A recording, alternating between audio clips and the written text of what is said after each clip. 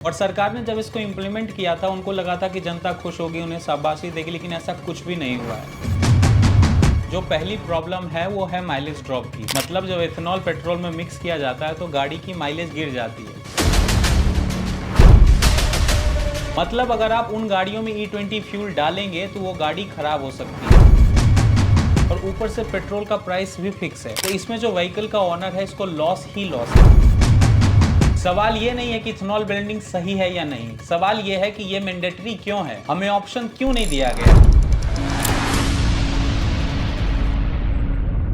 ऐसा बहुत कम देखने को मिलता है कि सरकार ने कोई टारगेट सेट किया और उसे टाइम से पहले अचीव कर लिया हो। लेकिन जब हम E20 फ्यूल की बात करते हैं तो इसका टारगेट था 2030 का, लेकिन इसको 2025 में ही अचीव कर लिया गया। अब आप सोचिएगा कि इसके पीछे क्या कारण है कि सरकार को इतनी जल्दबाजी है इसे अचीव करने की। जो हमारे road transport and highways minister हैं नितिन गडकरी जी, इनको पिछले कुछ समय से अगर आप सुनिएगा तो इथेनॉल के बारे में इस तरीके से बात कर रहे हो जैसे कि ये कोई प्रोडक्ट है और इसकी ये कंपनी चला रहे हैं, इसकी मार्केटिंग कर रहे हैं और इस पर बहुत जोर शोर से ये दबाव डाल रहे हैं, और इसका नतीजा ये हुआ कि 2025 में इसे लागू कर दिया गया। अब इसके पीछे के कारण क्या है इसके बारे में हम बाद में बात करेंगे। आप 120 रुपए जो पेट्रोल ले रहे हैं उसका भाव हम 15 रुपए लीटर करें। जितना एवरेज आपको 120 रुपए के पेट्रोल में मिल रहा है उतना एवरेज आपको 15 रुपए पेट्रोल की कीमत जो है 15 रुपए उतना लीटर का इथेनॉल का एवरेज मिलेगा और 40% बिजली तैयार होगी।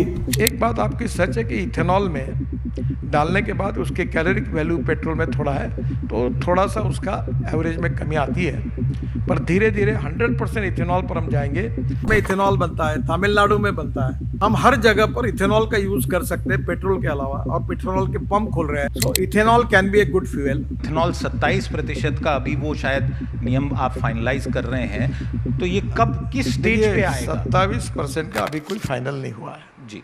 अब सरकार और देश की जनता इथेनॉल ब्लेंडिंग के केस पे आमने सामने है। अब जनता को ये रास नहीं आ रहा है कि इथेनॉल फ्यूल में मिक्स किया जा रहा है, क्योंकि इसके बहुत सारे कारण हैं, लेकिन सरकार दूसरी तरफ इसको इम्पोज करने पे लगी हुई है और इसको इम्प्लीमेंट कर भी दिया है। और सरकार ने जब इसको इम्प्लीमेंट किया था उनको लगा था कि जनता खुश होगी, उन्हें शाबाशी देगी, लेकिन ऐसा कुछ भी नहीं हुआ है। आखिर सरकार के इस फैसले से जनता क्यों नाराज है ये समझने की कोशिश करते हैं, और ये भी समझते हैं कि ये E20 फ्यूल है क्या, या इथेनॉल ब्लेंडिंग होता क्या है। E20 का मतलब है कि जो आप अपनी गाड़ी में पेट्रोल डलवा रहे हैं उसमें से 20% इथेनॉल है और 80% पेट्रोल है। मतलब 1 लीटर पेट्रोल में 200 ml तक आप इथेनॉल डाल रहे हैं और 800 ml पेट्रोल डाल रहे हैं। अब ये एथेनॉल पेट्रोल में मिक्स करना कोई पहली बार नहीं हो रहा है। 2003 में भी भारत में एथेनॉल का इस्तेमाल किया गया था पेट्रोल में, जो कि 5% के आसपास था, और कुछ दिनों बाद हम E10 पे स्विच कर गए थे, और आज के दिन में E20 का इस्तेमाल किया जा रहा है, मतलब 20% इथेनॉल मिक्स किया जा रहा है। सरकार ने E20 फ्यूल को इंपोज करते समय इसके कुछ फायदे भी गिनवाए हैं। सरकार का कहना है कि जो हम क्रूड ऑयल का इंपोर्ट करते हैं उसमें कमी आएगी, और कहीं ना कहीं हम 43,000 करोड़ तक सेव भी कर पाएंगे फॉरेन एक्सचेंज में। और E20 फ्यूल को यूज करने पे 30% कार्बन इमिशन भी कम हो जाएगी, मतलब ये इको फ्रेंडली है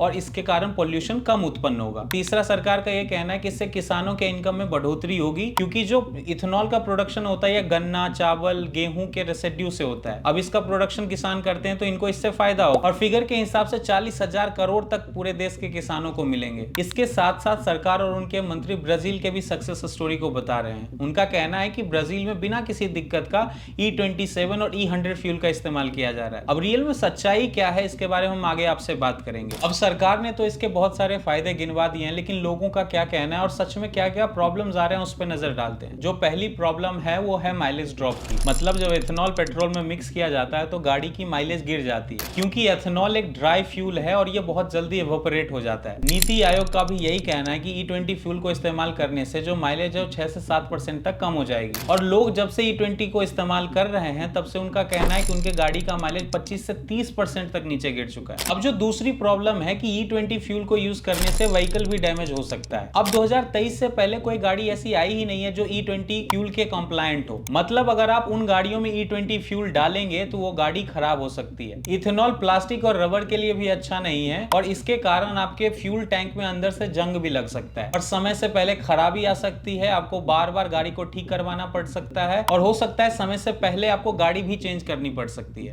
अब देखा जाए तो पेट्रोल में 20% एथेनॉल मिक्स किया जा रहा है। इसका मतलब यह है कि पेट्रोल की प्राइस कम होनी चाहिए थी क्योंकि एथेनॉल को बनाने में खर्च कम आता है, लेकिन ऐसा कुछ भी नहीं हुआ। एक तो आपके गाड़ी की माइलेज कम हो रही है, दूसरा आपका गाड़ी खराब हो रहा है, समय से पहले आपको चेंज करना पड़ सकता है और ऊपर से पेट्रोल का प्राइस भी फिक्स है। तो इसमें जो व्हीकल का ओनर है इसको लॉस ही लॉस है। और ऊपर से E20 फ्यूल को इस्तेमाल करने के बाद अगर आपके गाड़ी में कोई खराबी आती है तो इंश्योरेंस कंपनी इसको कवर करेगी या नहीं करेगी, इस पर भी कोई क्लैरिटी नहीं है और इसकी वजह से लोगों के बीच में टेंशन बढ़ रही है। अब एको नाम की एक इंश्योरेंस कंपनी है जिसने ये क्लैरिटी दे भी दिया है कि आगे आने वाले कल में अगर E20 फ्यूल के कारण कोई भी परेशानी आपकी गाड़ी में होगा उसके लिए हम जिम्मेदार नहीं है। लोगों का सरकार से यही कहना है कि आपने E20 लाया जो कि ठीक है, लेकिन इसके ऊपर से आप हमें ऑप्शन दे सकते थे कि अगर हमारी गाड़ी E20 कंप्लायंट नहीं है तो हम E20 नहीं डलवाएंगे, अगर E10 कंप्लायंट है तो हमारे पास E10 का भी ऑप्शन होना चाहिए था। एक तरीके से देखा जाए तो ये हमारे ऊपर थोप दिया गया है कि अगर आपकी गाड़ी E20 कंप्लायंट है या नहीं है उससे फर्क नहीं पड़ता, आपको E20 फ्यूल का इस्तेमाल करना होगा। अब दोनों तरफ की बातों को सुनने के बाद मेरे जहन में भी कुछ प्रश्न है। पहला प्रश्न तो यह है कि क्या इतनी जल्दी थी इसे लागू करने की? मतलब अगर E20 कंप्लायंट वाली गाड़ियां मात्र 10% है हमारे पूरे देश में तो इसे इंप्लीमेंट करने की क्या जरूरत थी अभी? और इंप्लीमेंट अगर किया भी तो इसे मैंडेटरी करने की क्या जरूरत थी? अगर आपके पास गाड़ी नहीं भी है तो आपको यही फ्यूल डलवाना पड़ेगा। और साथ साथ यह भी प्रश्न जागृत होता है कि इस पे अपोजिशन क्यों चुप है और मीडिया क्यों चुप है? अगर ऐसी कोई चीज हो रही है जिससे पूरे देश की जनता को परेशानी है तो अपोजिशन कहां बैठा है? इस पे कुछ बोल क्यों नहीं रहा है? पर अगर ये चीज हो रही है तो कहीं ना कहीं किसी ना किसी का फायदा हो रहा होगा और अगर आप इस चीज को समझने की कोशिश कीजिएगा तो पता चलेगा कि जो इसे इंप्लीमेंट कर रहे हैं, जो इसे इंपोज कर रहे हैं हमारे ऊपर, उनका बहुत फायदा है। महाराष्ट्र के जो सभी बड़े लीडर्स हैं वो शुगर मिल्स ओन करते हैं और जिनके पास शुगर मिल्स नहीं है उनके दूसरे शुगर मिल्स में कोई ना कोई शेयर जरूर है। पुणे, सतारा, अहमदनगर, धाराशिव, नंदुरबार जगहों पे जो शुगर मिल्स है ये पवार फैमिली से लिंक्ड है। नितिन गडकरी पहले पूर्ति ग्रुप को लीड करते थे, उसके अंडर भी बहुत सारे शुगर मिल्स आते हैं। अब जो पूर्ति ग्रुप है वो बदल करके मानस ग्रुप हो गया है और उसे चलाने वाले कोई और नहीं है, नितिन गडकरी का बेटा सारंग गडकरी है। कहीं ना कहीं पॉलिटिशियंस को बहुत फायदा हो रहा है इससे, इसीलिए इसको इतनी जल्दबाजी में इंपोज किया गया है। अब जो अगला प्रश्न उठता है वो ये है कि सरकार इसे इको फ्रेंडली बता रही है, लेकिन इसको बनाने में जो मक्के और चावल का इस्तेमाल होता है उसको उगाने में बहुत पानी का इस्तेमाल होता है। लगभग 2500 से 5000 लीटर तक पानी का इस्तेमाल होता है 1 kg चावल को उगाने में और इतने ही पानी का इस्तेमाल गन्ने को उगाने के लिए होता है। ये सभी राज्य जो गन्ना और चावल की खेती कर रहे हैं यहाँ पे वाटर लेवल ऑलरेडी बहुत डिप्लीट हो चुका है, यानी बहुत नीचे जा चुका है। तो पहले से ही किसानों की उपज में कमी आ रही है और उनपे और प्रेशर है कि इसको और ज्यादा उपजाया जाए। और इथेनॉल जो पहले शुगर मिल का बाई प्रोडक्ट हुआ करता था आज वो मेन प्रोडक्ट हो गया है। उनपे प्रेशर है कि आप इथेनॉल को ही प्रोड्यूस कीजिए और अगर इसे लार्ज स्केल पे किया जाएगा तो आने वाले समय में फूड स्कार्सिटी भी हो सकती है। अब गाड़ियों की जो माइलेज ड्रॉप हुई है इसके बारे में तो हमें शुरू में ही पता चल गया है, लेकिन आने वाले 3-4 साल में गाड़ी के साथ क्या होगा, कितनी खराबियां आएंगी, कितने पैसे लगेंगे, इसके बारे में हमें कोई अंदाजा नहीं है। शायद आने वाले कल में ही पता चलेगा। बट सरकार को इतना जरूर पता है कि ये जो मिडिल क्लास है ना ये कभी रोड पे नहीं उतरने वाली, क्योंकि अगर कास्ट का जब मुद्दा होता है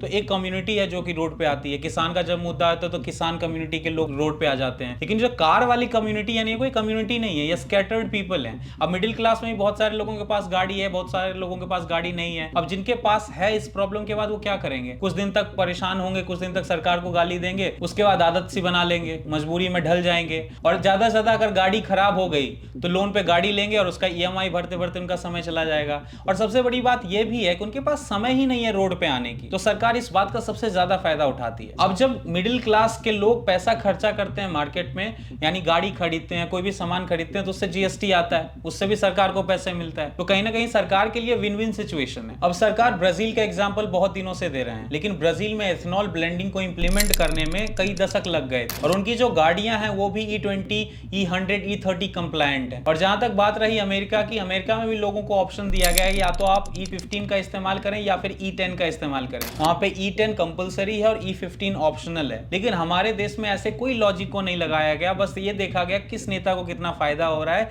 किसका बेटा कौन सा मील चला रहा है, इसके बेसिस पे इसे इंप्लीमेंट कर दिया गया है। तो हमारा जो कंपैरिजन है ना ब्राजील से या फिर US से, ये करना बिल्कुल बेतुका होगा। सवाल ये नहीं है कि इथेनॉल ब्लेंडिंग सही है या नहीं, सवाल ये है कि ये मैंडेटरी क्यों है, हमें ऑप्शन क्यों नहीं दिया गया है। और अगर हमारे पास गाड़ियां हैं ही नहीं जो E20 कंप्लायंट हो तो फिर हमारे ऊपर ये इंपोज क्यों किया गया है। अगर मान लीजिए E20 कंप्लायंट गाड़ी खरीद भी लेते हैं तो क्या गारंटी है कि अगले साल या आने वाले 2-4 साल में सरकार E20, E30, E100 इंपोज नहीं करेगी हमारे ऊपर। ऊपर। अब आप एक बार ये सोच करके देखिए कि मिडिल क्लास फैमिली हमारे देश में कितने साल में गाड़ी बदलती है। उन्हें 10 या 15 साल लग जाते हैं गाड़ी को बदलने में, और उसका भी EMI देने में उनकी हालत खराब हो जाती है। लेकिन सरकारें 2-3 साल में ही हमारे ऊपर न्यू रूल्स को इंपोज कर देती है। तो कहां से मिडिल क्लास फैमिली इनके साथ कदम से कदम बढ़ा करके आगे बढ़ेगा। अब मैं आप लोगों को यही सजेस्ट करूंगा कि आप भी अपने गाड़ी की माइलेज चेक करें। अगर आपका माइलेज गिर रहा है E20 फ्यूल के कारण तो आप कमेंट सेक्शन में जरूर बताएं। इथेनॉल ब्लेंडिंग हुई है तो पेट्रोल के प्राइसेस भी कम होने चाहिए थे, लेकिन नहीं हुए हैं। इसके लिए भी सरकार के ऊपर आपको प्रेशर बनाना चाहिए, और जितना हो सके सरकार के पॉलिसी के ऊपर आप प्रेशर बनाइए, और हो सके तो इस वीडियो को शेयर कीजिए, उन लोगों तक पहुंचाइए जो कि गाड़ी चलाते हैं, जिनके पास कोई भी तरीके का गाड़ी है, क्योंकि आने वाले कल में उनको पता होना चाहिए उनकी गाड़ी के साथ क्या हो रहा है, कौन से रूल हमारे देश में इंपोज हो रहे हैं। और अगर आपको ये वीडियो पसंद आया तो इसे आप लाइक करें। आप इस चैनल को सब्सक्राइब कर सकते हैं। मेरा नाम है रामकृष्ण और आप देख रहे हैं दिन पोस्ट इंडिया। आज के लिए इतना ही, फिर मिलेंगे अगले वीडियो में।